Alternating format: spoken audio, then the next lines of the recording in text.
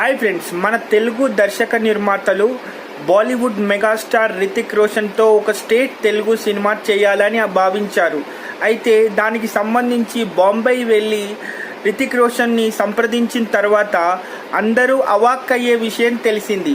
అసలు విషయం ఏంటంటే, నేను డైరెక్ట్ తెలుగు సినిమా చేయటానికి ఎప్పుడూ రెడీగానే ఉన్నాను, కానీ డైరెక్ట్ తెలుగు సినిమా చేయటానికి మీరు 300 కోట్ల రూపాయలు ఇవ్వాలి అని అడిగాడంట. అయితే ఇక్కడే దిమ్మ తిరిగే షాక్ తగిలింది మన ప్రొడ్యూసర్ అండ్ డైరెక్టర్స్కి.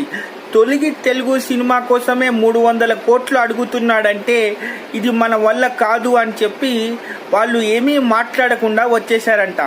మరి 300 కోట్లు అడుగుతున్నాడు ఎందుకు అంటే, 2 సంవత్సరాలకు ఒక సినిమా వస్తుంది రితిక్ రోషన్ది. సో స్టేట్ తెలుగు సినిమా చేస్తున్నాడు కాబట్టి చాలా బాగుండాలి అనే ఉద్దేశంతో అలా అడిగాడంట. బాయ్.